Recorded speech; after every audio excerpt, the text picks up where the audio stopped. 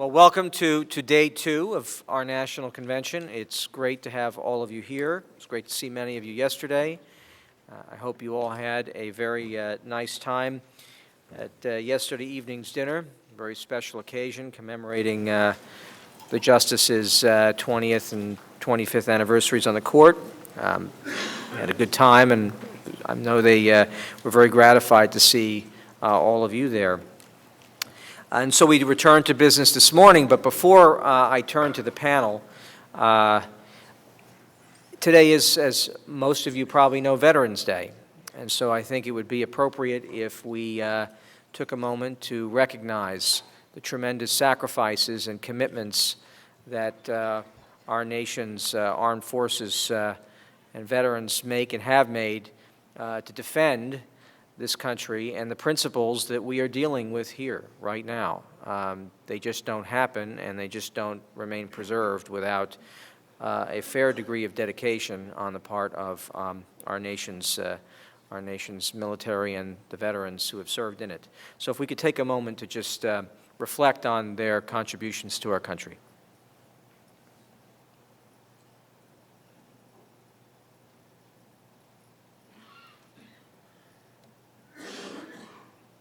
Thank you very much, and thank you to our veterans.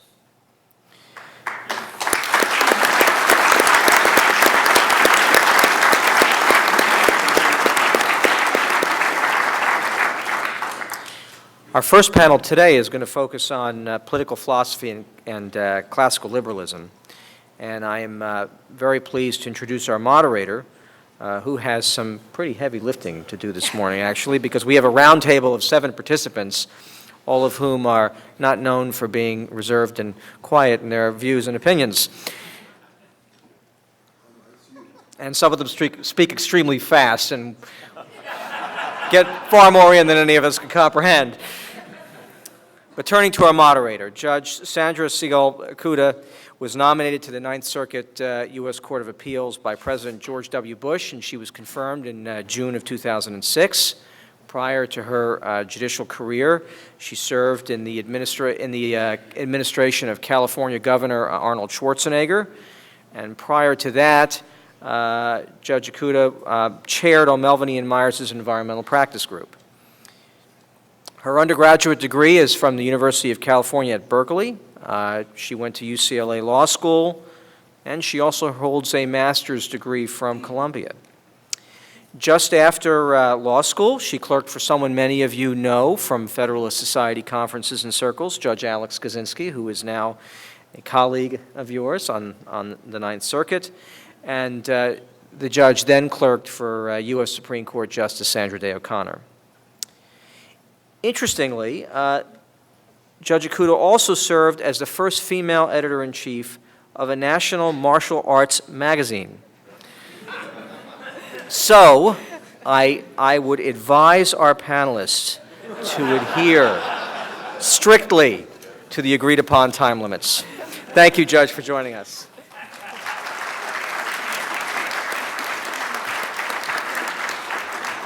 That fact always comes out somehow. Good morning and welcome. It's a real pleasure to be here today. As a judge on the Ninth Circuit, it's not often I find myself in a room full of people who are at all sympathetic to a judicially conservative point of view. So I'm very grateful to the Federalist Society for bringing me here today and for assembling this really remarkable group of panelists to talk about a topic as controversial as freedom. For a judge, classical liberalism includes a commitment to the rule of law. And this means that judges should interpret and apply written federal law and binding judicial precedent in a neutral and impartial fashion without an eye to policy or results. Even our interpretation of the Constitution should be informed by a neutral application of the text. Though in practice, we're bound by a wealth, I guess, of precedent, some of which is pretty convoluted. In fact, after surveying the body of First Amendment law, one scholar commented, "Our Constitution may be flawed, but it's a whole lot better than what we have now." Now for some background on the panel. I saw some classical liberal values in action when we tried to organize this roundtable.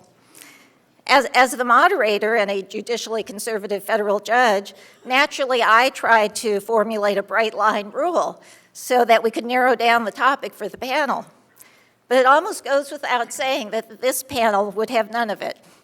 And we finally reached consensus on a principle of freedom. Each panelist would speak according to his conscience on a classical liberal topic of his choice. So as the old saying goes, tyranny is always better organized than freedom. But in fact, it's a great privilege to introduce these leading luminaries in the field of political philosophy and classical liberalism. Because we have 7 panelists, I was told not to take up all the time with lengthy introductions, so I'll just say a few words, and you can read more about their truly remarkable accomplishments in your materials. Richard Epstein is the Laurence A. Tisch Professor of Law at NYU and a senior fellow at the Hoover Institution. Before that, he taught for many years at the University of Chicago Law School. Andrew Koppelman is the John Paul Stevens Professor of Law and Professor of Political Science at Northwestern University. The Honorable Michael McConnell is the Richard and Frances Mallory Professor and Director of the Constitutional Law Center at Stanford Law School. He is also a senior fellow at the Hoover Institution and formerly served as judge on the 10th Circuit Court of Appeals. John McGinnis is the George C. Dix Professor in Constitutional Law at Northwestern University and formerly served as the Deputy Assistant Attorney General in the Office of Legal Counsel.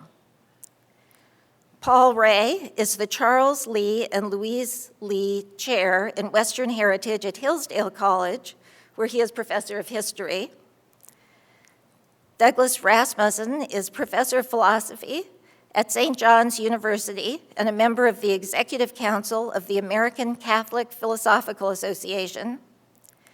And John Tomasi is Professor of Political Science and Philosophy at Brown University, where he is also founding director of a research center called the Political Theory Project. And in the end, we did agree on a plan for the panel. So 2 of our panelists are on the verge of publishing important new books, Richard Epstein's Design for Liberty and John Tomasi's Free Market Fairness. So we'll start by having each of them briefly explain his book's big idea, and we'll then continue with the other panelists in alphabetical order. And after each panelist has an opportunity to speak, we'll allow a few minutes for each of them to comment on what anyone else has said, and then we'll open it up for questions. So I'll start with Professor Epstein. Thank you.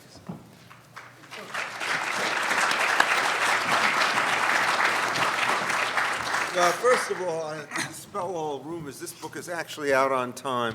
There may even be some copies around the place, but I'm never sure of whether or not the distribution system for the Harvard University Press is up to the demands of the Federalist Society or vice versa. The title of my book is Design for Liberty, Private Property, Public Administration, and the Rule of Law. And in 7 minutes, I can't go through all of the various byways in the book, but at least I want to link together the 3 titles that are in the 3 elements that are in the subtitle. I was very unhappy about having to put the middle one in, that is the one about public administration, because I would hope that it could all disappear, but it turns out that's not really possible, and so you have to figure out how you organize the triumph. And the first part of the situation is how it is that you deal with the relationship between the rule of law on the one hand and the system of private property on the other. It is commonly asserted by many conservative political philosophers that there's some kind of a logical and necessary connection between the 2 of them, and that the relationship is not in some sense empirical. After some reflection, since the rule of law seems to be a virtue that everybody embraces, I came to the conclusion that you can't win this particular argument about the relationship of private property and classical liberalism to the rule of law by definitional fiat. What you have to do is to figure out what the 2 of the systems require and then how they match up. And at this particular point, the alternative is the modern administrative state. And so what I did in the book essentially is to go through the traditional accounts of the rule of law, of which in many ways the most instructive, because it's the most modest, is the one that Lon Fuller offered in his book on the morality of law, in which he gives you a bunch of formal virtues that are associated with the rule of law: consistency, clarity, no retroactivity, and so forth. And the point about his particular notion is that you can therefore define the rule of law in terms of a set of attractive virtues which are not necessarily tied to classical liberalism or to any other position.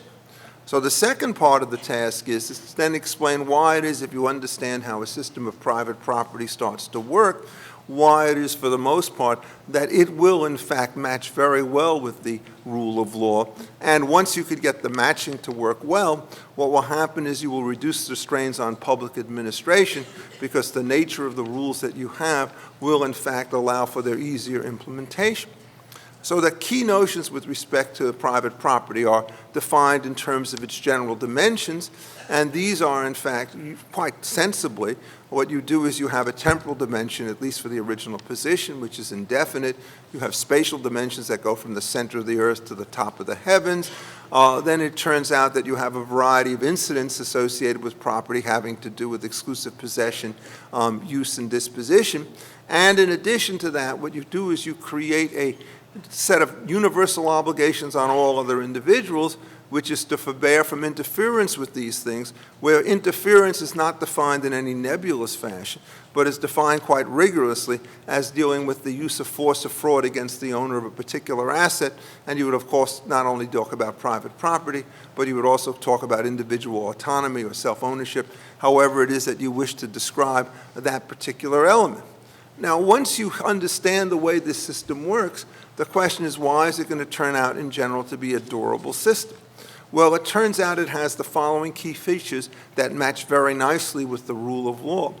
One of them, it's relatively knowable, so that you don't have to have specific announcements. You don't have to have any public registry out there which will say, keep your hands to yourself. All of us can figure this thing out very clearly, so that what happens is the baseline that is established by the universal principle of forbearance with respect to interference in the person and property of another is something, in effect, which is known right away, so that you don't have to litigate in any individual case mental states associated with various kinds of deliberate infringements, i.e. you don't have to accept ignorance as excuse for noncompliance with the law, whereas in the modern administrative state, not only is it a plausible excuse, in many cases it's an inevitable necessity, given the kinds of rules that it turns out that you have.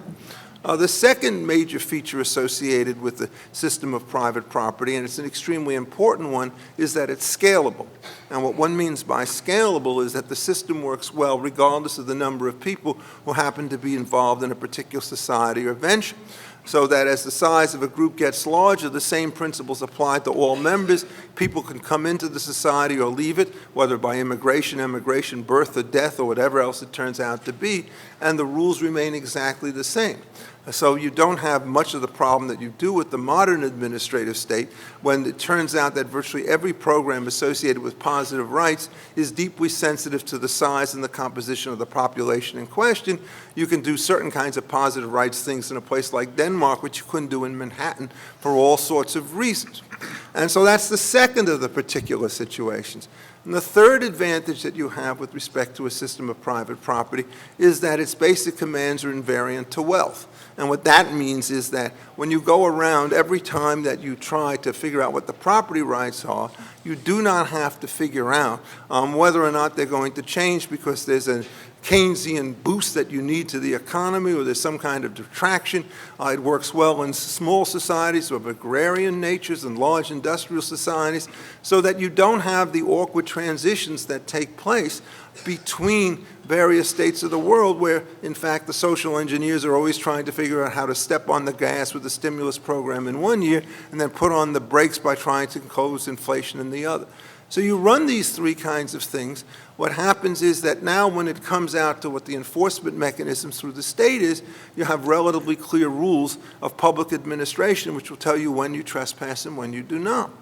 Now, having the property system like this also has another absolutely key feature to it, and I know I'm running out of time, so I'll stop fairly soon, is that if you look at this particular system, the question is, after you create the basic system of property rights, how do you get efficient exploitation of it?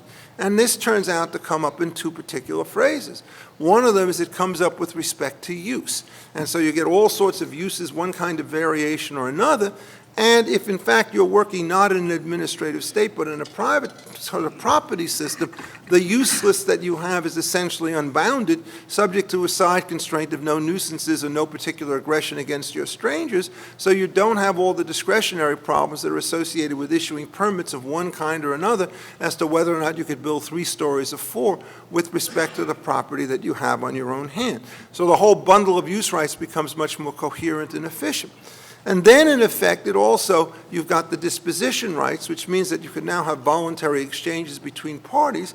And so the basic classical liberal system, as you work out, says you start with these basic property rights. If they're gains from trade, the great genius of the system is that it allows one property owner, either of labor or of capital, to pick anybody else out in the world and to form bilateral transactions. And the way the system keeps itself together is that the two people amongst themselves can swap their rights back and forth in ways that keep the number of rights constant, but their utility increases. But under no circumstances can they do this in a way which trenches upon the rights of non-forbearance that other people have with respect to the system in question. So as you put this whole thing together then, the judicial function on this particular side becomes much easier because with respect as a primary matter in the aggression type cases, you've got clear boundary lines which allow you to have relatively simple rules of liability or not. And then on the contract side, the function of public administration is not for the most part to invent new rules, it's simply to try to figure out what these contracts say and then to enforce them.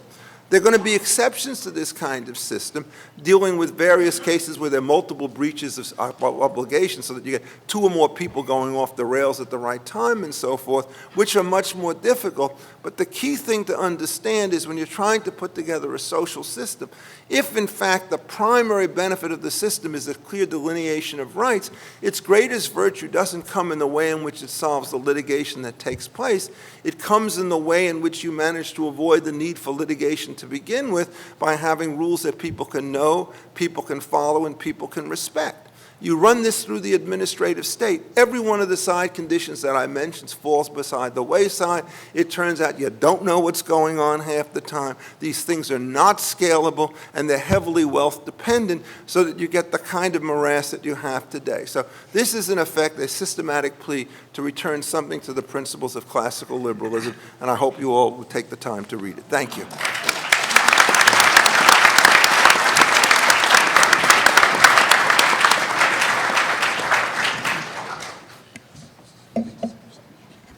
Good morning. I'm a philosopher, and I want to give you a big picture. I'll begin with, the picture begins with a short narrative. For many years, for decades, at least 4 decades, the train of liberal theorizing has lain locked in a deep freeze. The divide among philosophers, left and right, is mirrored partially in a divide between our politics, left and right. As I think of it, this domain, especially this terrain, especially among philosophers, is like a frozen sea.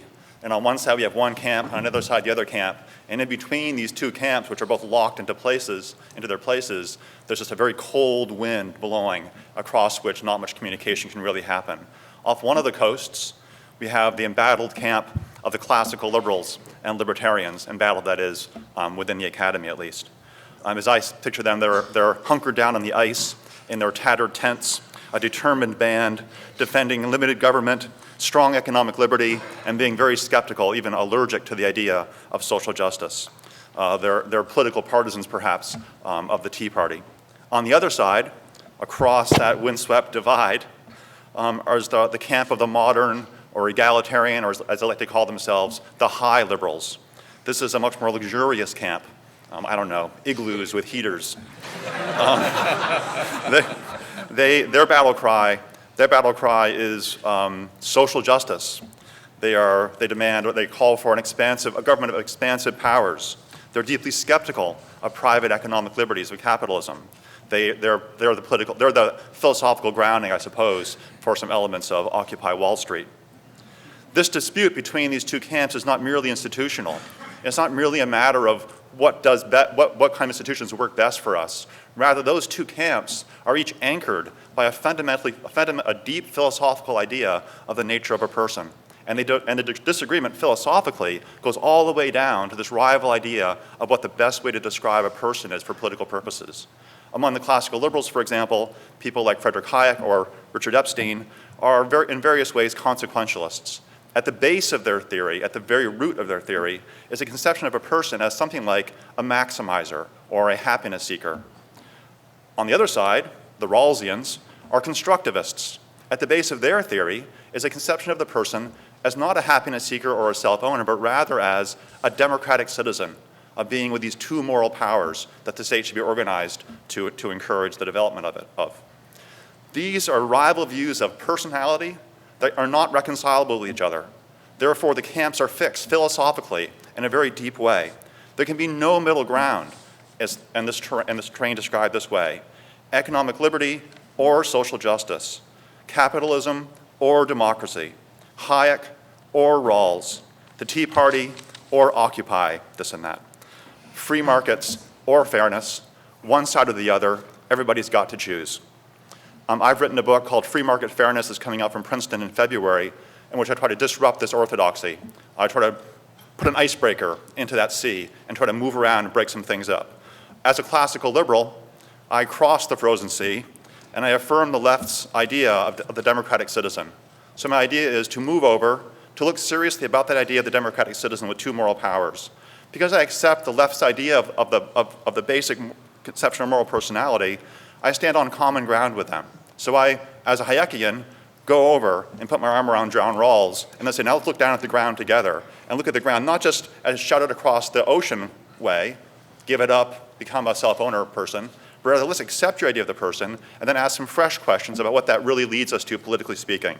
And I ask questions such as, do we really best respect our fellow citizens as free and equal self-governing agents by restricting their private economic liberties? Is deliberative democracy really a vehicle that can only make left turns? I think it's not. I develop a new theory of liberal justice that I call free market fairness, which tries to combine a thick conception of private economic liberty with a certain conception of social justice. So free market fairness combines what have erstwhile been thought to be uncombinables: democracy and capitalism, Rawls and Hayek, Occupy and Tea Party, fairness and free markets. Thank you.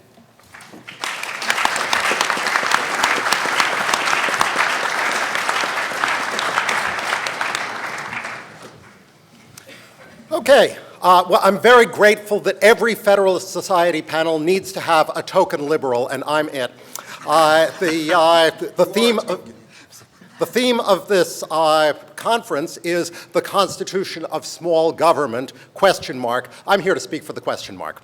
I'm going to use my time to make a limited plug for John Tomasi's book. And in so doing, I want to argue that there's no deep theoretical gap between classical liberalism and the modern redistributive regulatory state.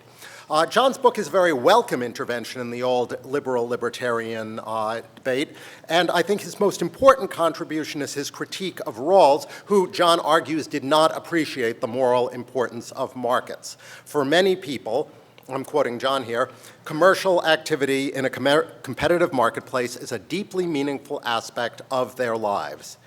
And so it follows from that a society that wants to facilitate the exercise of the moral powers ought to have wide space for economic activity. And Rawls here undervalues what people really care about. I think that this is right. John also shows that Rawlsian concerns about distributive justice are shared by even the most uncompromising libertarian thinkers. Both Herbert Spencer and Ayn Rand argued that unimpeded capitalism would benefit the worst-off members of society, which implies that it matters. So this suggests the possibility of common ground. Well, I think that John's book is an important corrective to Rawls, and any liberal theorist from now on who wants to build on Rawlsian premises will have to take account of John Tomasi's book. It's an important book. But at the level of policy, since my commission is to come here and be unpleasant, I'm going to say what I disagree with in John's book. At the level of policy, the book becomes vaguer and weaker. He does do a good job of rejecting some of Rawls's crankier suggestions. Rawls thought that there could be a just socialist economy. Rawls was quite enthusiastic about worker cooperatives, much more enthusiastic about it than most actual workers. The criticisms here, I think, are devastating. But the elevation of economic freedom to the level of a basic liberty doesn't obviously entail anything specific about the legitimate responsibilities of the state. But John offers a large number of policy prescriptions. For example, he invokes the right of each person to work on terms that each chooses or accepts, and wants to offer that as a fundamental right. But it's not clear what this means. Does this mean that there can't be labor laws or minimum wage laws or workplace safety regulations? The book's inconsistent on these questions. He sometimes seems to denounce them. He sometimes endorses them. Sometimes he says that those limits have to pass a high degree of judicial scrutiny, which would take us back to Lochner. Perhaps Lochner, a more sympathetic Lochner to the role of the administrative state, something like Harlan rather than Holmes's dissenting position in Lochner. But I think that this confuses the role of the judiciary with the question of what liberties are actually possessed by citizens. Economic liberty gets very little judicial protection in the contemporary United States, but there's a lot of economic liberty in the United States. John declares that market democratic regimes, the kind that he advocates, restrict the range of economic issues that are allowed onto the political agenda, but this doesn't mean anything unless you specify what the range excludes. The fuzzy metaphor of a small state can very easily produce the delusion, and it's a delusion that I'm afraid is becoming increasingly influential, that it's market-friendly to mindlessly cut the public payroll. But do you really think that people's economic freedom would be enhanced by reducing police, fire, or environmental protection, or eliminating safeguards against deceptive advertising and cycles of boom and bust? What goes on within private economic organizations can have externalities. I think that Lehman Brothers just taught us that. And so it's not clear that you make citizens freer by having government keep its hands off those processes. Now, he is right that, here I'll quote him again, high liberals owe a moral explanation of how narrowing of private economic liberty enhances the status of persons as responsible self-authors. But there's a standard response having to do with familiar forms of market failure from which no amount of individual initiative can protect us. Classical liberalism doesn't disable the government from preventing pollution, for instance. I think the account here doesn't notice all the ways in which government protects John Tomasi and his family. Instead, he focuses, I think, primarily on the various ways in which political institutions can fail, for example, by being captured by special interest. Now, undoubtedly, there are those kinds of pockets of corruption in the state. Any state, large or small, if you only have a police force, then special interests are going to try to capture the police force. It's just a pervasive aspect of having a state at all. So these need to be fought. Left and right should unite to get rid of farm subsidies. But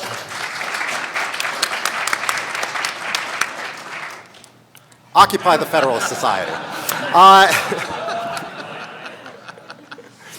But as long as government has legitimate responsibilities, the task of cleaning out this kind of rot has to be done at retail, one law at a time, not by wholesale attacks on government. You do not treat a pimply face by amputating the patient's head. And then there's the matter of distributive justice. John suggests that if there's enough economic growth, it may be that the share of the least well-off is going to be maximized without any government intervention in the economy. But that isn't the story of what's happened in the American economy in the last few decades. I suppose everybody's familiar with the recent Congressional Budget Office report, but I'll just cite the statistics again. Between 1979 and 2007, real income for the top 1% of American households grew by 275%. For the bottom 20%, it grew by 18%. During the same period, the share of total market income received by the top 1% grew from about 10% to more than 20%, and the share of the bottom 20% of the population fell from about 7% to about 5%. These aren't going to be fixed by economic growth alone. Now, it's true that the political consensus about left liberal institutions has collapsed, that left liberalism is not as robust in contemporary American politics as it once was, and so the things that the state actually does are different now than they were before the election of Reagan in 1980. On the other hand, John thinks this shows a weakness of the standard left liberal story. On the other hand, he also tells us that fair equality of opportunity, for example, I'm quoting again, requires strong public funding for schooling in the hope of thereby delivering equal educational opportunities for all. But one of the things that's happened since Reagan is that federal college aid for low-income students has been massively cut. Now, my parents couldn't afford to contribute a penny to my college tuition, but I had the good sense to graduate from college in 1979.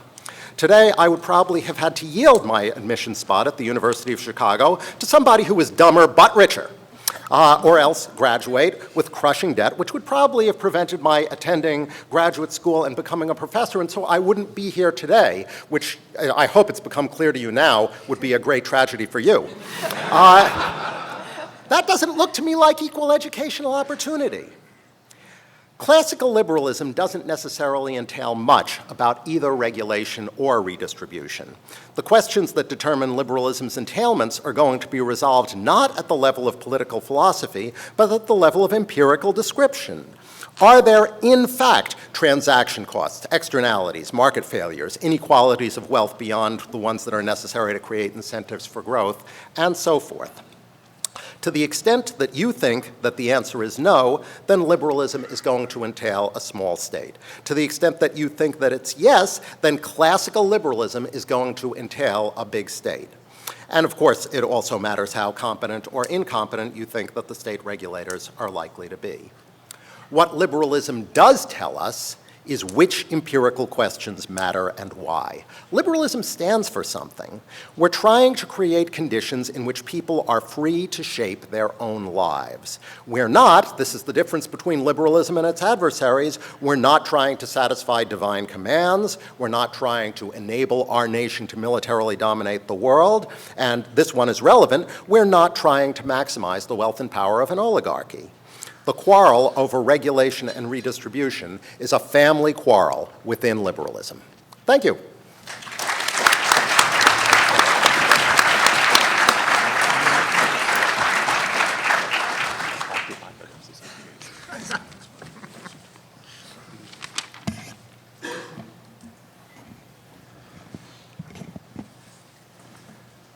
So I'm not a philosopher.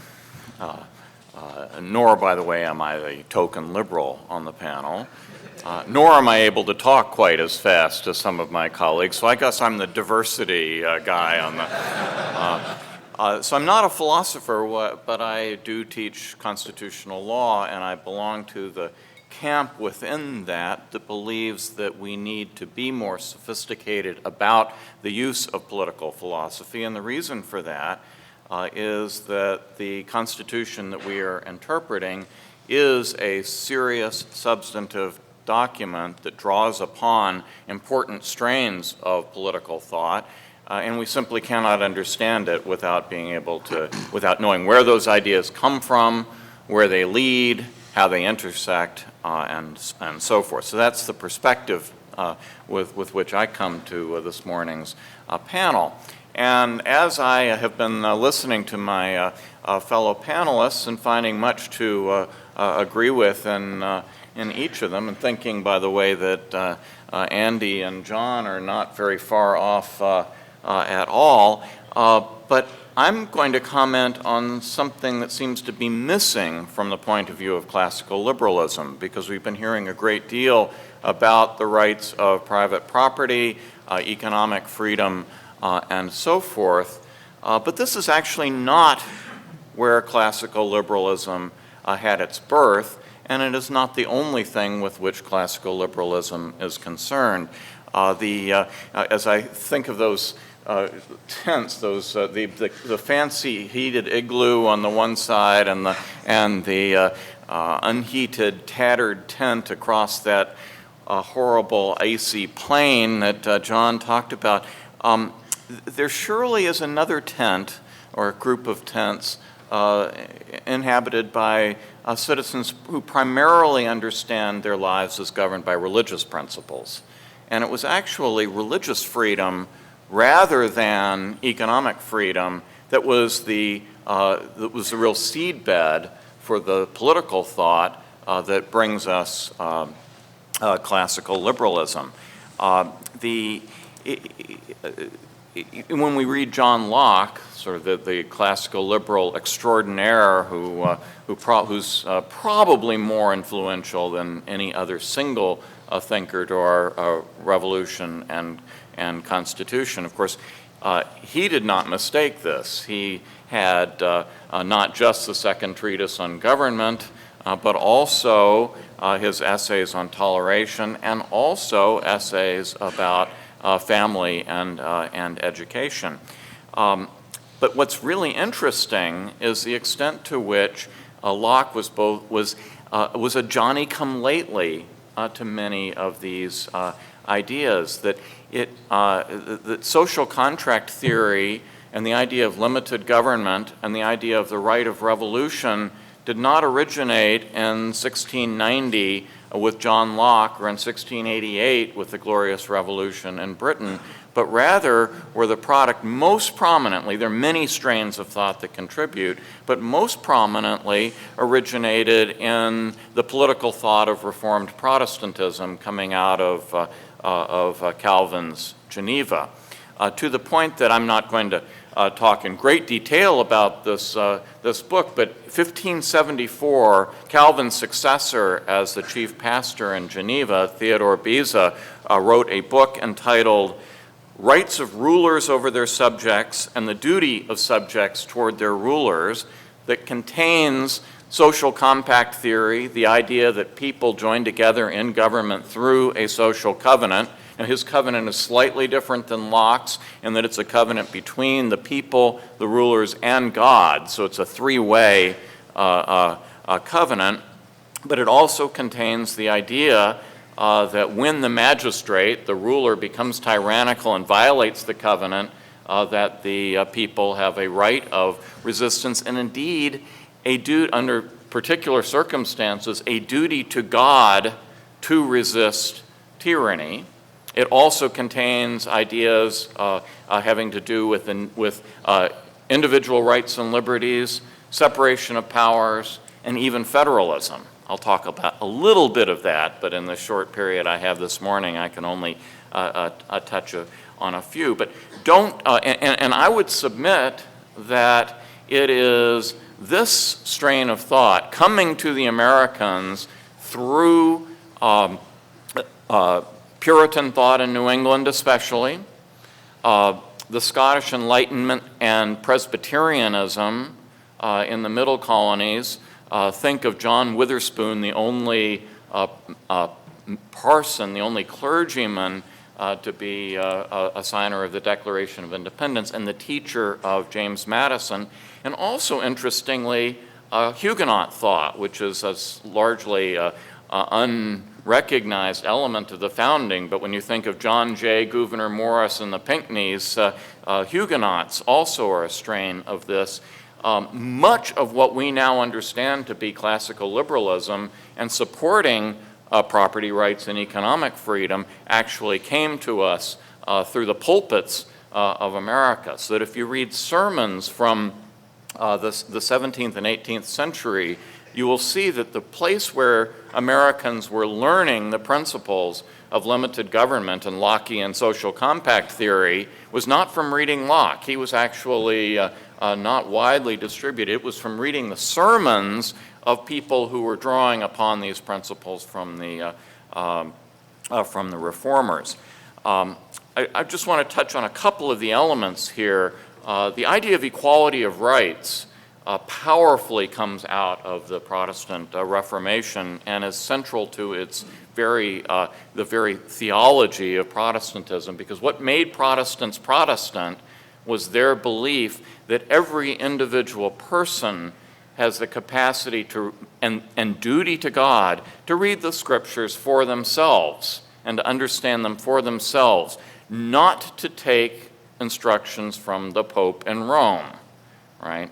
Now, the political analogy to that is that each individual citizen has the capacity to be able to understand the most important things, and they should take their understandings about the common good not from, whoever it is at the top, but rather based upon their own equality of understanding. And this is one of the places in which this was fought out was over the question of whether the Bible could and should be translated into the vernacular.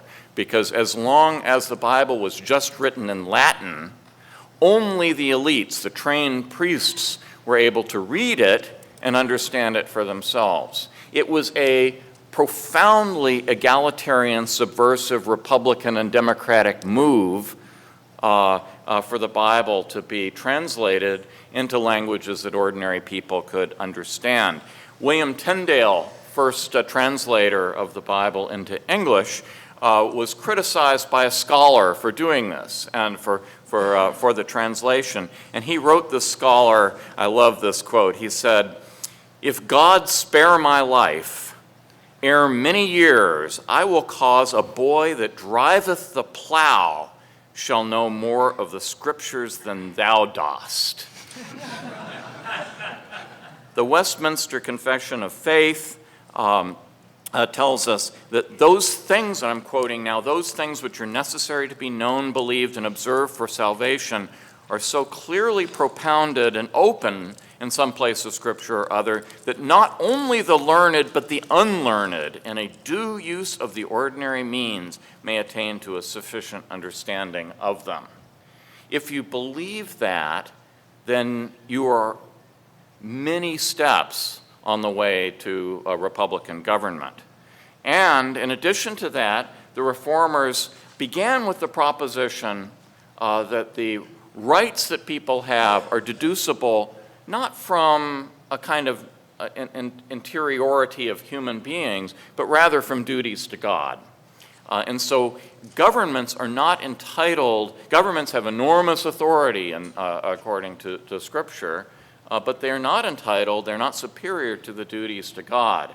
But that means when you work out the full theory of this, and I don't have time to get into this, first of all, it means freedom of religion because your duties to God follow from that. Also, it means such things, the reformers had an elaborate system of inferences of almost our entire set of constitutional rights from the Ten Commandments. Just a few examples. Honor thy father and mother leads to a belief in the independence of family.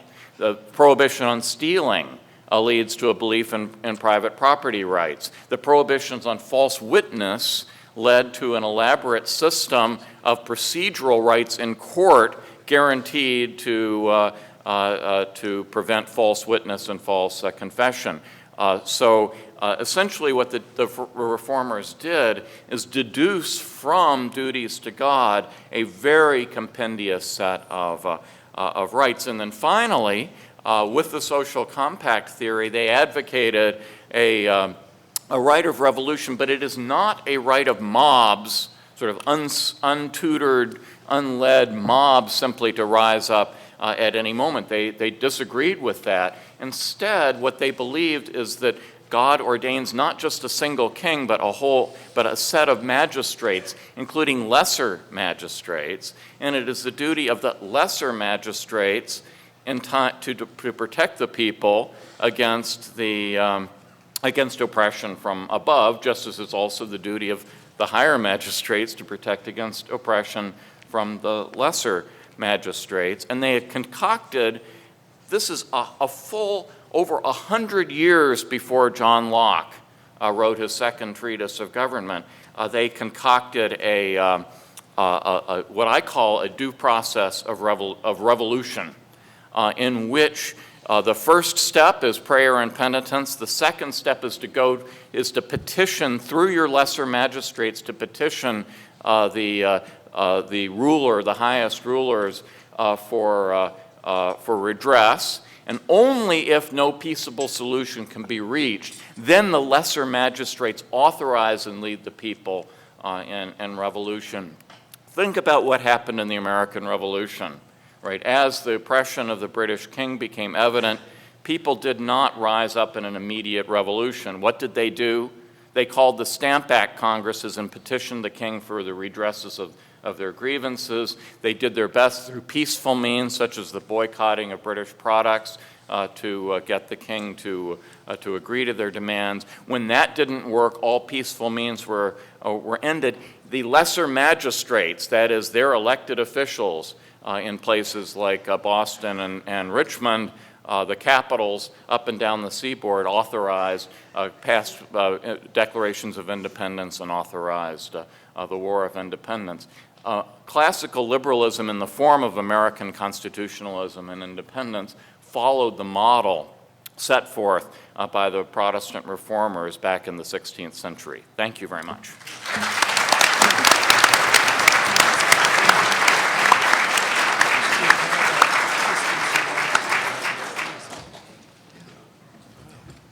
Thanks very much. Well, like Professor McConnell, I am not a philosopher, but a constitutional law professor. And like him, I want to describe some of the elements of classical liberalism that undergird constitutional law.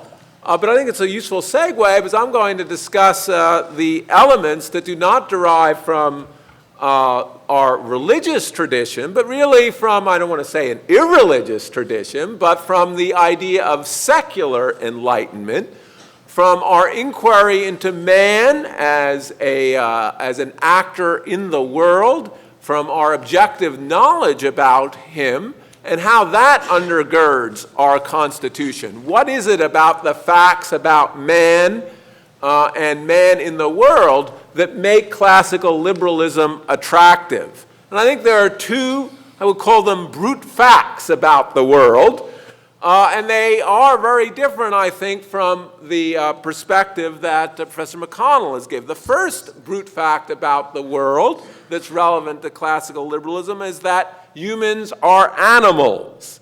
That means they've evolved in a world where their survival generally has depended on treating their welfare as more important than other living things, including most other humans. To be sure, sharing genes with kin extends our circle of concern to family, and reciprocal altruism extends that altruism further to friends, but these are relatively circumscribed behaviors. They are particularly circumscribed in a diverse society like ours, where people tend to realize that they're not related to their fellow citizens. The market, with its attendant property rights, translates that self-interest into an engine of economic growth that benefits all in the long run, and in particular children of rich and poor people who are our overriding concern of citizens. In contrast, the large state, as opposed to the small state, translates self-interest into a mechanism where citizens have the means to take resources from others. It is in fact an axiom of modern political science, empirical political science, that concentrated groups like public sector unions and indeed trade associations will use the public fisc and the coercive power of regulation to impose exactions on diffuse groups like taxpayers. It's because of this self-interest that social justice in the sense of some pattern of equality is effectively impossible to maintain in a large, diverse republic. For instance, our own government, whose transfers are largely focused of moving money from the young to the old, has resulted in a situation where the cohort over 65 has 47 times the wealth of those under 35. This is not justice under any pattern of justice, but it isn't surprising either. The young, well, they've got a lot to do. They don't spend their time voting. For the elderly, it's a boring world, and they have less to do, and they turn out every time at election time. And that's the justice that comes from the large state. The other brute fact about the world is the information asymmetry between the market and government. The market's an effective system of information, but it's hard for the polity to evaluate policies. Part of that difficulty is that policies have secondary and tertiary effects that may lead them to be wholly counterproductive. For instance, we learned that some federal welfare programs in the 1960s were the cause rather than a cure for poverty. And this probably is exacerbated by another secular problem, a problem that many effects are unseen. The extra money that comes from a minimum wage is tangible, but the workers who don't get jobs because of the minimum wage are invisible. And most importantly, the problem of information about government policies connects back to that problem of self-interest. Because the chance of actually influencing an election by voting at the polls is less than the chance of being hit by lightning on the way to the polls. The average citizen simply doesn't invest in political information. Thus, the citizens won't even use the information that's available to discipline their political agents and protect themselves against special interest groups. Our original Constitution reflected classical liberalism precisely because it reflected these natural boundaries, these brute facts about how to, which help us understand how to construct government. The Constitution constrains the federal government in two basic ways.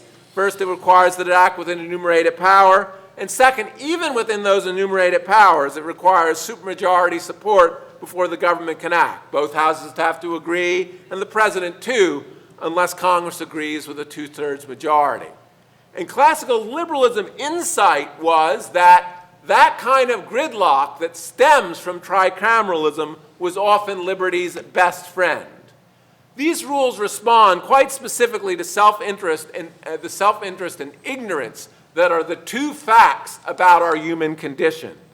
By laying out enumerated powers that limits federal government to that which government can best provide, the Constitution constrains factions and reduces the problem of capture, and also shrinks the federal government to a size where people can understand actually what it's doing. And tricameralism also imposes constraints by requiring that there be some consensus of information before the federal government acts.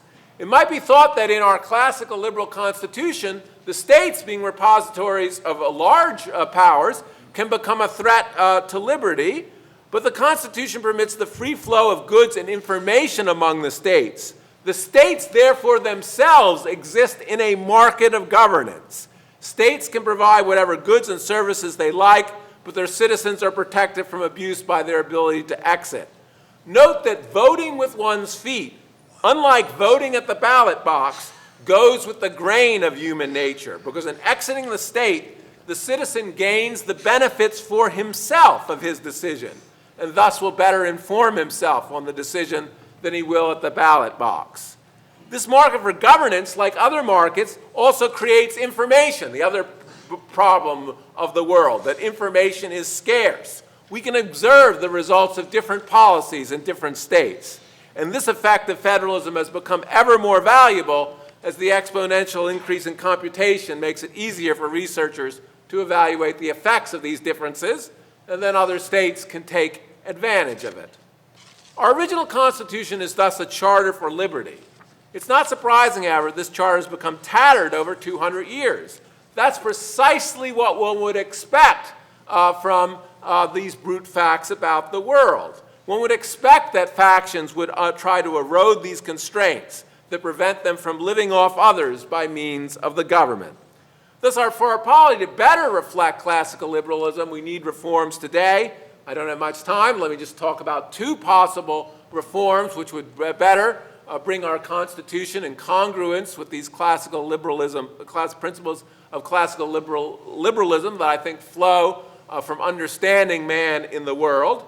First, because of the weakness of federalism, we need better constraints on the federal government, particularly in areas where concentrated groups can enjoy exactions at the expense of diffuse groups.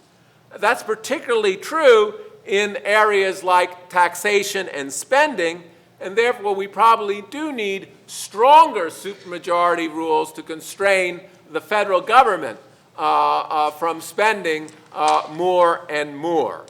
Finally, we also need better programs to generate information in politics. Government will never work as well as markets in generating information, but there's no doubt that better social knowledge energizes the better angels of our nature, because we'll at least be able to evaluate what politicians are claiming. Politicians are claiming all the time that their programs will make us better off. How are we to evaluate that? Thus, I think the government's one of the things one should add to the classical liberal program are policies that generate better information. Here's one that I think is very important. The government should get rid of anti-gambling laws that inhibit the growth of what are called information markets. Information markets are markets in which citizens can bet on public policy results. Why is that good? Well, people are going to put their money where their mouth is then. We're actually going to incentivize people use their self-interest, with that brute fact of the world, for them to evaluate correctly what the public policy results, rather than just spend our time listening to politicians' claims and the claims of special interest groups. Thus, I think that's a crucial move for government in the 21st century. Note also what that kind of move is. Classical liberalism reforms, then, should focus not so much, in my view, on correcting market failure by creating more government, but it should correct government failure by creating more markets. That's what the facts of the world suggest.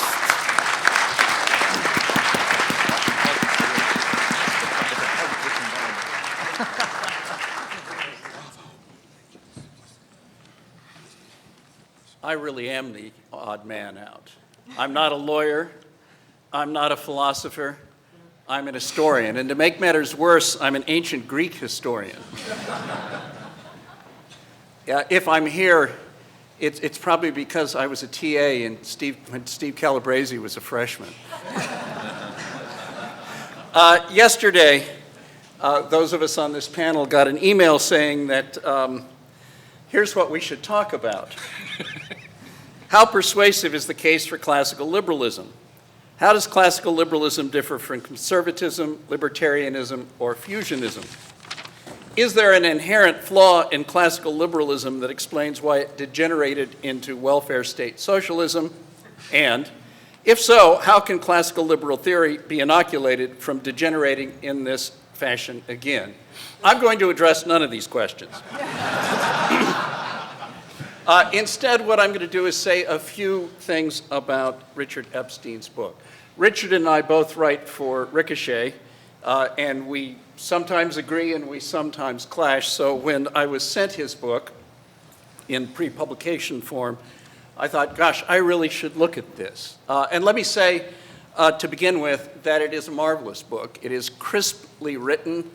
It is moderate in tone. And it is thoroughly rational in the way he lays it out. I think it is something from which all sorts of people could profit, especially my wife, who's a lawyer. Somebody has to be. What I would say to supplement what Richard said is that it's a much more political book than his remarks might suggest. He begins in an initial introduction entitled From Small Government to Large Government. And what he does is he traces, in a summary way, but I think in an elegant way, the rise of the administrative state from Woodrow Wilson through Franklin Delano Roosevelt's New Deal, Lyndon Baines Johnson's Great Society, to Barack Obama's ominously named New Foundation. The only thing that I could criticize it for is he doesn't say enough about the contributions of Richard Milhouse Nixon to the growth of the administrative state. I'm thinking of the EPA and OSHA and affirmative action and so forth. He then goes on to talk about what is the rule of law. And he raises the question whether the rule of law, and in particular neutrality, is consistent with administrative discretion. And his conclusion is it's not apt to be. You are much more apt to get the rule of law from courts operating in a common law manner, and you're much more apt to get neutrality in that fashion. He pauses in chapters 3 and 4 to consider natural law and utilitarianism. Utilitarianism being the underpinning thinking for the administrative state. And he sides with natural law, which is to say with the modern natural rights teaching, again, arguing that it is much more apt to give rise to the rule of law and to neutrality. One of the strengths of the book, and one of the things I really like about it, is he not only argues in a quasi-philosophical way for common law modes of rectification, he actually displays how this will work by taking example after example to show how courts used to adjudicate before the rise of the administrative state. To his argument, though, I'd like to add something. He hints at it, he touches on it, but I think it needs to be developed a bit further, and that is this. Montesquieu in the Spirit of Laws, published in 1748, the book that was most influential at the time of the American founding, cited not only by those who favored the ratification of the Constitution, but cited also by those who questioned the wisdom of the ratification of the Constitution. In that work, one of the things he suggests is that modern liberty depends upon a separation of powers. Now, why is that, and why is it that modern liberty depends upon this, and perhaps ancient liberty depended less on it? The answer is scale. Montesquieu is famous for arguing that you cannot establish a republic on an extended territory, and that was the text that the anti-federalists consistently cited. But at the same time that he makes that argument, he shows you a way out. He shows you what he describes as a republic disguised as a monarchy, that is to say, the English form of government. And he shows you without telling you that the English form of government is a republic that governs effectively an extended territory. What enables it to do so? Well, one thing is the principle of representation. That is to say, you cannot be present as you would have been in ancient Athens or ancient Sparta to vote yourself, to listen to the debates yourself. So you outsource those powers, and you have people who are responsible to you, and you have frequent elections. A division between the House of Commons and the House of Lords, reflected in our division between the House of Representatives and the Senate, is another aspect of that, double deliberation. But what he emphasizes is also a distinction between execution and legislation. The modern administrative state breaks down that distinction. Powers of legislation, or powers of issuing regulations that have the force of law, are extended to executive agencies, and they have enormous discretion. Montesquieu argues that if that happens, you will end up with a tyranny. And it seems to me that that's the case.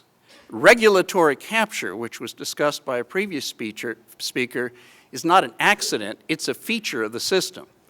If you're going to have regulatory agencies, those they regulate are going to spend a lot of effort capturing them, and most of the time they will succeed because other people won't be paying all that much attention.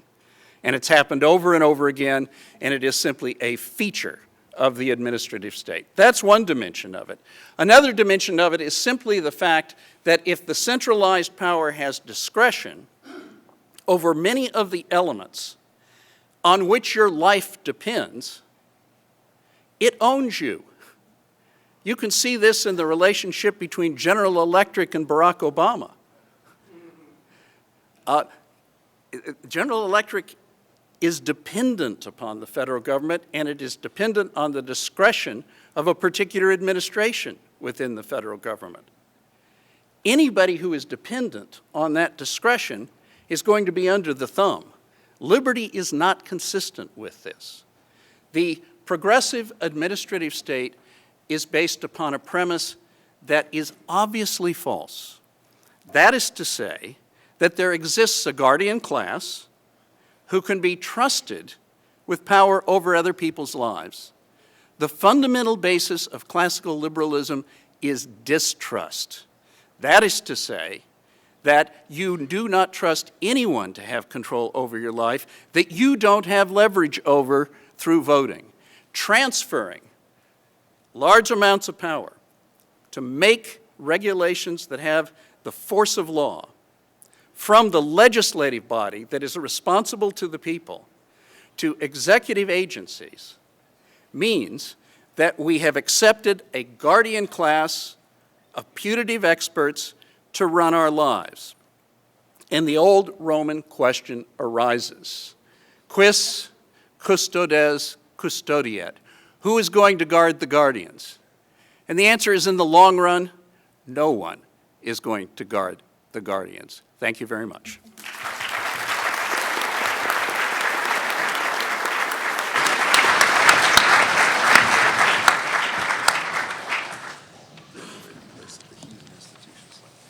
Hi, I'm a philosopher, and in the time that I have, I want to stand back not only from contemporary policy debates, but even from contemporary philosophical debates, and consider very briefly two things. First, the basic issues that characterize political philosophy, and second, the unique character of political liberalism. Regarding political philosophy, the basic issues of political philosophy can be found in two questions. Is there a connection between the ethical and political legal orders? And, if so, what is the nature of the connection between them? If there is no ethical basis for a society's political legal order, then its legitimacy is, to say the least, dubious. Of course, it might be the case that there can be no morally legitimate political legal orders. Yet, even if it is granted that there is some connection between the two orders, it certainly should not be assumed at the outset that there is a direct or isomorphic relation between the two, much less an identity. To say that some activity X is morally right or good and ought to be done does not, by itself, imply that doing X ought to be politically, legally required. Further, to say that doing X is morally wrong and ought not to be done does not, by itself, imply that doing X ought to be politically, legally prohibited. Further, these claims are obviously not semantically equivalent. Indeed, as Aquinas implies, there is a difference between demands of justice that are morally binding and demands of justice that are morally and legally binding. It thus cannot be simply assumed that politics is ethics writ large. There needs to be something that connects the ethical and the political legal orders. Indeed, this is de jure the fundamental datum explanandum of political philosophy. And it is incumbent on the political philosopher to show what justifies moving from one order to the next. In other words, what is the middle term that connects the two orders? Determining the nature of the connection between the ethical and the political legal orders is a question that has had different questions throughout the history of political philosophy. Broadly speaking, in the West, there has been two traditions of answers, an ancient one and a modern one. The ancient tradition, working with the idea of a polis and a more or less monistic understanding of the human good, does not distinguish between the ethical order and the political legal order. Statecraft is primarily a version of soulcraft. That is to say, the function of the political is to make men moral. The modern tradition, working with the idea of a society that extends far beyond that of a polis, as well as with a more pluralistic view of the human good, rejects the idea that statecraft is soulcraft and makes securing peace and liberty the primary aim of the political legal order. Liberalism, and I use that term in its grand sense, and so its reference is not confined to its pale contemporary form, holds that liberty is the paramount value for the political legal order. And while there are disputes as to what liberty is, liberalism clearly belongs to the modern tradition of political philosophy. Indeed, both critics and proponents of liberalism do not often realize that the essential uniqueness of liberalism as a political theory is its divestment of substantive morality from politics. Likewise, liberalism stands in direct opposition to how politics has been conceived since Plato, as the institutionalization of the ethical. Liberalism's true uniqueness is its endeavor to distinguish politics from morality in the same way as it is generally recognized to have done with respect to theology. The reasons for liberalism distinguishing politics from ethics are complicated and more than I can discuss at this time. Moreover, many of liberalism's proponents have not adequately considered all that is involved in justifying this distinction. Nonetheless, a good way to get an accurate understanding of liberalism is to consider a task or problem that has seldom been considered by any other political tradition. This problem is the problem of integrated political diversity, and it could be called liberalism's problem because liberalism has been mostly the only political tradition to appreciate, more or less, its fundamentality and importance. This problem can be expressed as a set of interrelated questions, to wit, how is the appropriate political legal order, the order that provides the overall structure to the social political context, to be determined? What is its ethical basis?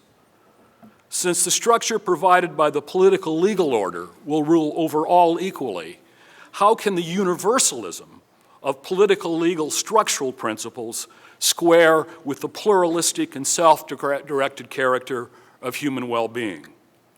Hence, how is it possible to have an ethical basis for an overall or general social political context, a context that is open-ended or cosmopolitan, that will not require, as a matter of principle, that one form of human well-being be preferred to another?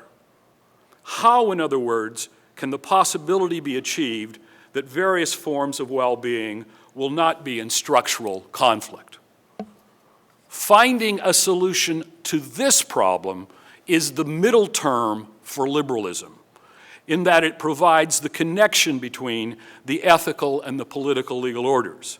But it involves an ethical principle whose function is primarily political or legal.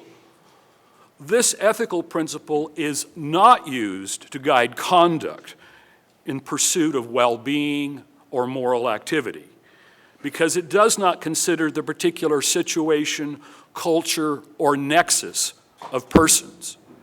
Rather, this principle's function is to provide the structural framework or backdrop that provides the general social context for the pursuit of one's well-being. Such a principle is an ethical metanorm. Simply put, liberalism is a political philosophy of meta-norms. Yet this claim is seldom understood or appreciated. One recent example tells us that liberalism is a normative political philosophy, a set of moral arguments about the justification of political actions and institutions. Another writer tells us that it is an opposition between liberal individualism and Aristotelianism. In both cases, however, we find liberalism being treated as an ethical philosophy, to be contrasted with other ethical philosophies. Herein lies the problem. Norms are not, in fact, all of one type, differentiated by subject or thinker alone. It may be that some norms regulate conduct under which moral conduct may take place, while others are more directly prescriptive of moral conduct itself. In light of this possibility, it is not appropriate to say that liberalism is a normative political philosophy in the usual sense. As said, liberalism is a political philosophy of meta-norms. It seeks not to guide individual conduct and moral activity, but rather to regulate conduct so that conditions might be obtained where moral action can take place. To contrast liberalism directly with alternative ethical systems or values is therefore something of a category mistake. Such a move assumes an isomorphic relation between the ethical and the political, which is precisely what liberalism is trying to alter. Thank you.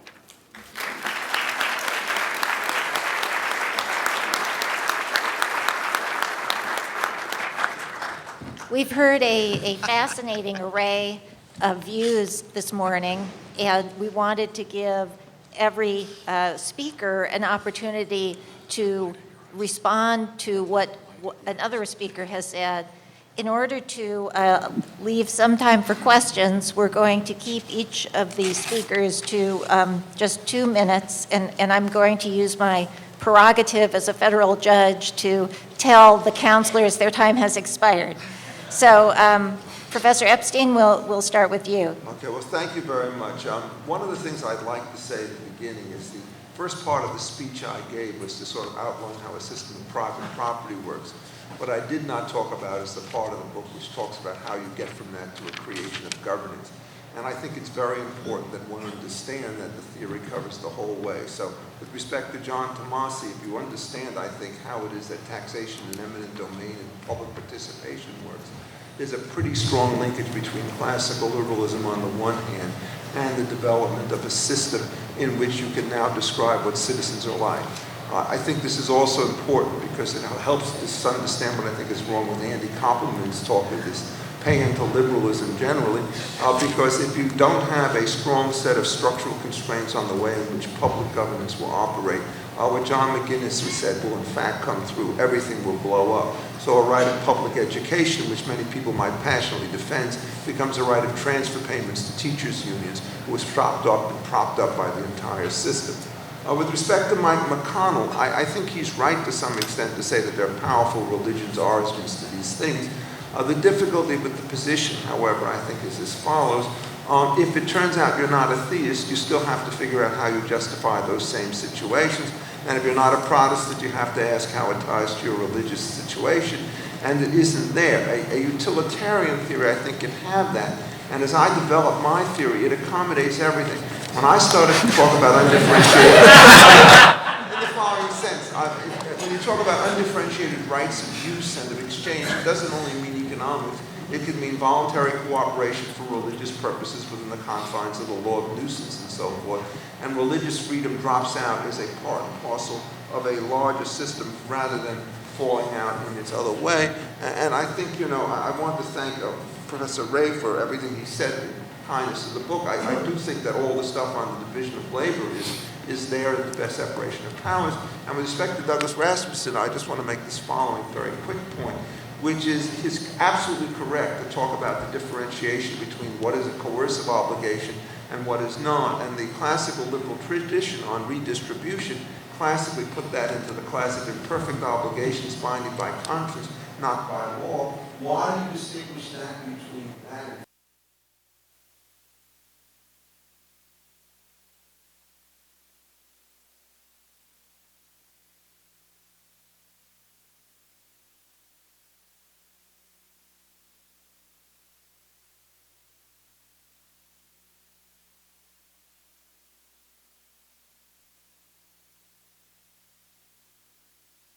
full scene of the rule of law, private property. Starts with private relationships, has an explicit link to constitutionalism, and then an explicit link to redistribution, which I don't think any other theory has. Thank you.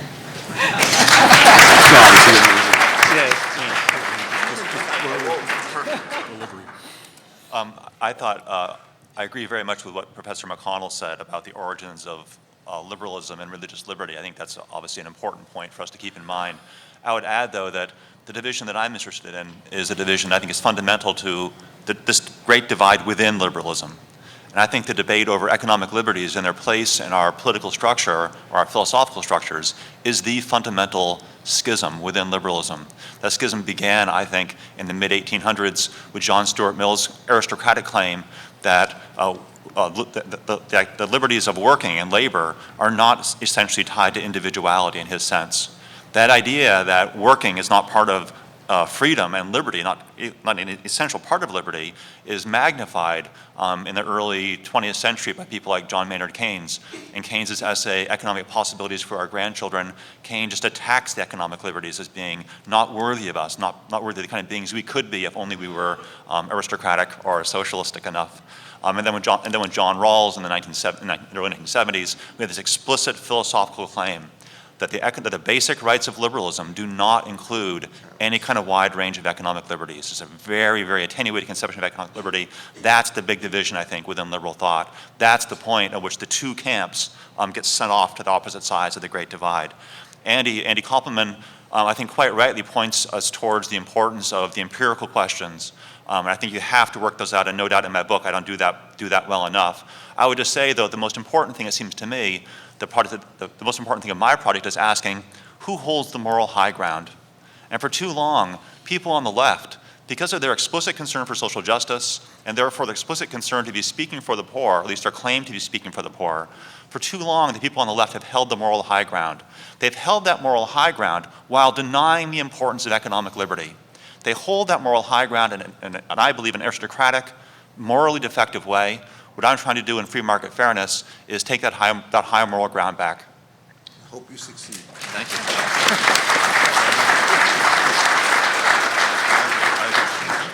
So just a little bit about administrative capture, which was raised by both Paul and Richard. There's no question that administrative capture happens, but there are a number of ways of capturing the state.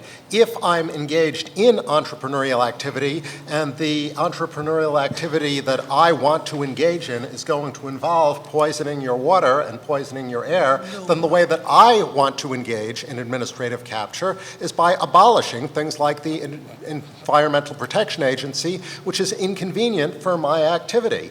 You know, John Dillinger was a big fan of the small state. Oh, God. No one believes that in the history of the world. What are you talking? Who are you arguing with? I mean, it's just sheer nuttiness. That's it. Just crazy. Nuts. Nuts. That last remark was crazy.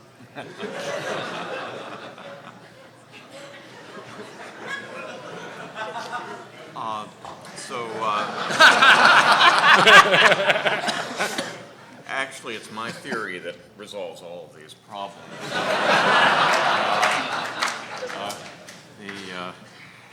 So Richard Epstein points out quite correctly that if you're not a theist, and perhaps if you're not a Protestant, that the ideas of the Reformation are not going to matter a great deal to you. And John Tomasi points out that, or at least sees the great divide in political theory as having to do with primarily economic issues. I think these two comments are related in a way. Of course, I'm not telling people what they ought to believe or what's true. I'm just commenting on where the ideas of the American constitutionalism come from. And it was a powerful fusion between the Reformed Protestant tradition and more Enlightenment elements coming from other places, and then also a common law tradition as well. And I think it's useful in thinking about constitutionalism to know something about how these ideas are congenial and come together, and this is especially important for us today because I think it is so widely believed by many people that religious worldviews are theocratic and anti-liberal, and that there's some sort of that one needs to be really concerned about a society in which there are large numbers of religious people because it will turn illiberal. And I think it's important to see that the history of the acceptance of classical liberalism in the United States is quite to the contrary, and to understand the powerful resources for freedom to be found in religious traditions. And I would just suggest that to John Tomasi that however big a divide there is with respect to economic liberty, there is a very similar and very large divide with respect to the importance of religious liberty as well. And oftentimes, just as classical liberalism and the Reformation marched together at the founding, the attack on religious freedom and the attack on economic liberty also seem to be marching together, often under the same banners and by the same people, and I think it's useful to think about those connections. That is good.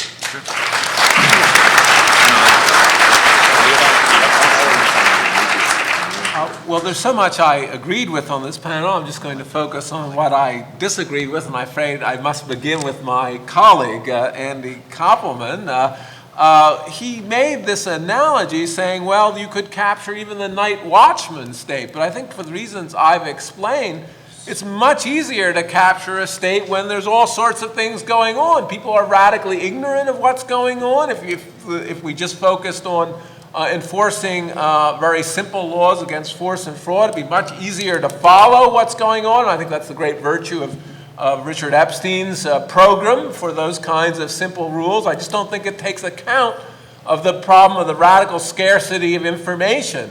And I have to confess that with a slight more trepidation, I do disagree with John Tomasi's introduction of social justice into the classical framework. I fear I'm not a social justice guy. And the reason for that goes again back to my remarks. I think once you get into this distributional question, people are going to say, well, my structure is social justice, and indeed, my faction has social justice. It's really very good to give a lot of things to elderly people. And then also when people aren't looking, and that's usually the case in democracy, people aren't looking most of the time, people are going to use that slogan to take things from others. Just one other point about social justice, which has bothered me for a long time, and I guess I'd like to get off my chest. I think the difficulty with it rhetorically is that it starts to redirect us from individual concerns about our concerns of justice in the particular and personal case. It seems to me that ultimately we'll get a lot farther with justice for society if people fulfill their contracts when it's right to do, when people stay with their marriage vows, when it's often very difficult to do. It seems to me that those sum of individual and personal justices taken all together makes a much better opportunity. It makes it much more likely that we're going to have justice in society than the slogan of social justice, which I think undermines that sense of personal responsibility.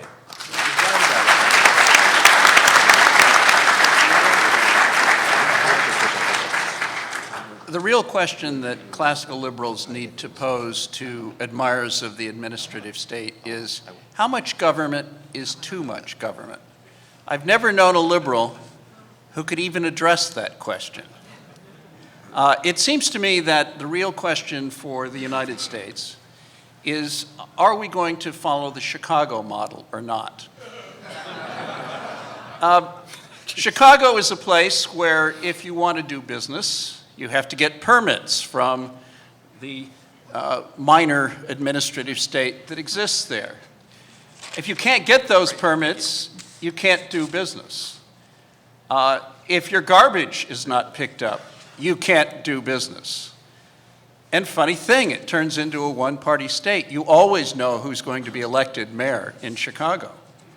and this has been true for 80, 90 years, that could easily happen in the United States on the national level. If you knew that if you made a political donation to the wrong party, you'd be put out of business because the administrative state has all of these instruments to bring pressure on you. So if we're going to be free and to have free elections and to have some control over our own destiny, we're going to have to roll back in considerable measure the administrative state. Thank you.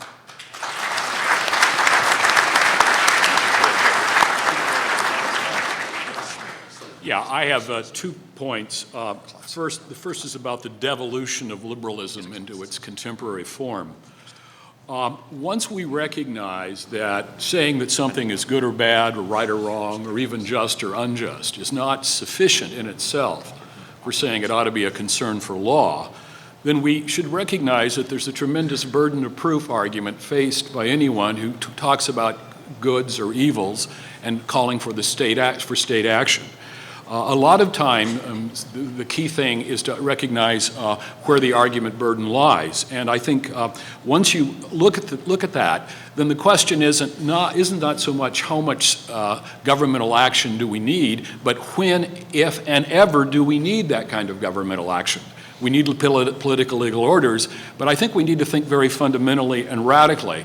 And I think what's happened is that liberalism has become more and more modeled along the statecraft to soulcraft line, moving from either a social conservative to concerns for this alleged notion of social justice. Secondly, the moral high ground for classical liberalism or liberalism. First of all, liberalism is a political philosophy. It's not an ethics, it's not a metaphysics, it's not a worldview. The liberal point of view has had many origins. The interesting intellectual question is, what is the justification for this point of view? Here I think there are a lot of resources, and I would want to contend that between the choice between a view of a human being as a maximizer and a view of a human being as constructed as participating in deliberative democracy, I think there are other options. One option would be a view of human beings as individuals but social. And I think there's a lot that we can learn from the Aristotelian tradition on that.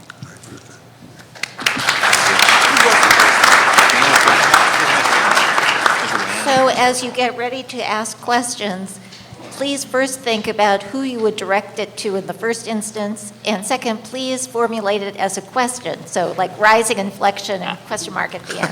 Okay, it's yours. My question is for John McGinnis and John Tomasi. I'm very struck by the fact that in the 20th century, we divided countries like Germany and Korea into two halves, and we ran one half in a liberal way and the other half in a socialist way, and 50 years later, the results are very much in as to what works and what leads to human flourishing. My specific question to John McGinnis and John Tomasi is, in looking back over American history, there has for a long time, from what I've been able to discover, a belief in the importance of a government-funded public school education. So in 1868, when the 14th Amendment was adopted, 36 out of 37 states had clauses in their state constitutions requiring the setting up of public schools.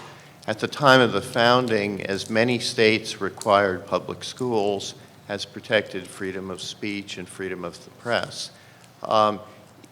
John, is public school education, because it is vital in raising the next generation of citizens who participate in a democracy, is that an area where redistribution in some form is appropriate?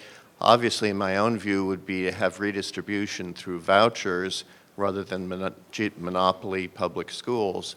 But what do you think about that as an area where redistribution not only might be appropriate, but has arguably been part of the classical liberal tradition in the U.S. for 220 years? Mr. McGinnis, do you want to start with that? Sure. I think I see I am not, obviously with the time we had allotted, I could not give a whole description of what would be the appropriate public goods. I see that as a public good, public education, because I see it as benefiting everyone.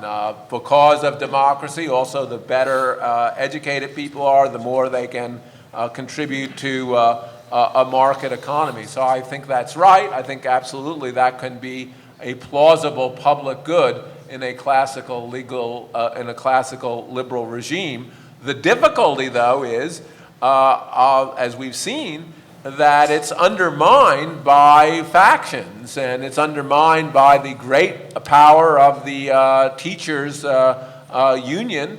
And one has to think very carefully about the structure of government in which public goods are going to be delivered. And that, I think, means a much more constrained government, a government with limitations, and as your first part of the question suggested, a radically competitive government. And that, I think, is the strongest argument for vouchers, that it leads to intense competition, which then we can measure the results, and I think we'll see among schools results that may be as strikingly different as those between East and West Germany. Professor Tomasi, do you want to? Just very briefly, there are strict versions of libertarianism which deny any tax supports for education.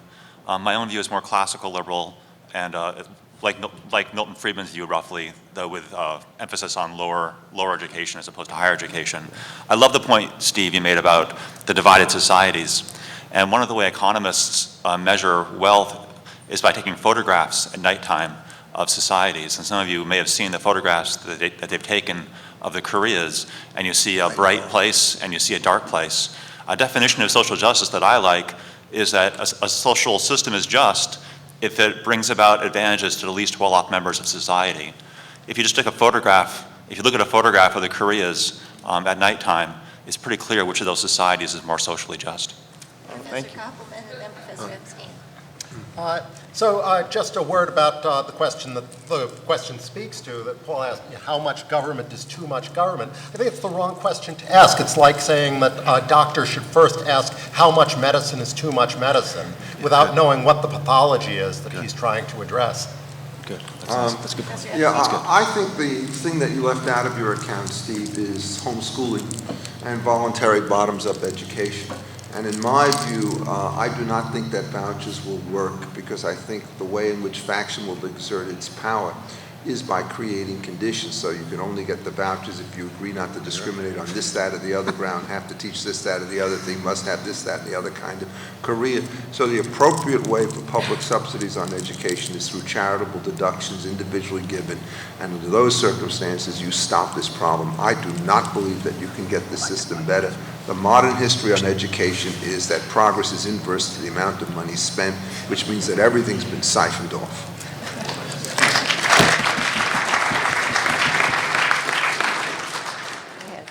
My name is Gerald Walpin. I have a question for Andy Koppelman. I appreciated the fact that you attempted to bring some practical facts to your support of your view of what society is best in order to be, and as you posed it, to enable individuals to structure their own lives.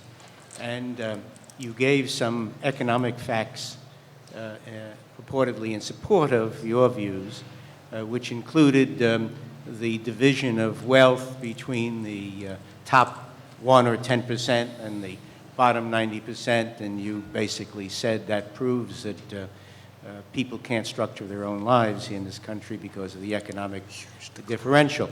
My question of you, but you did give some other practical facts that you didn't really pay attention to. You pointed out that you grew up in the top, in the bottom 10% supposedly, and impoverished, and that you have, like many others, including myself, and I would suggest a great number here, have moved up to close to or in the top 10% because of the upward mobility that our society allows. My question of you is a double question of what are the facts which you haven't given about upward mobility in this country economically? Do we meet the adage very frequently of from shirt sleeve to shirt sleeve in 3 generations? And what is the example, what is the comparison of upward mobility in the social democratic states of Western Europe or the communist and all socialist states that we've seen? And finally, to borrow part of Professor McConnell's statement, which society gives us, and are we an example of one that gives us allowing the boy who rides the plow to later drive a Rolls Royce or even a Plymouth? Okay, so I'll just start by saying there's two questions here. One is about what economic mobility is in the United States compared with the social democratic countries, and the other is compared with communist countries like North Korea. I'll just start by saying, and my time is short, so I'm just going to be summary here. The claim that Rawlsian liberalism is equivalent to the government of North Korea is stupid. I'm just going to stop there. With respect to really, the experience of living in North Korea is very different than the experience of living in Denmark or Norway. Really, don't believe me? On the question of economic mobility, I'll just say that the Pew Charitable Trusts recently did a study of relative economic mobility and found that relative economic mobility in the United States is less than it is today in Denmark, Norway, Finland, Canada, Sweden, Germany, or France. Yeah, Does anyone else want to comment?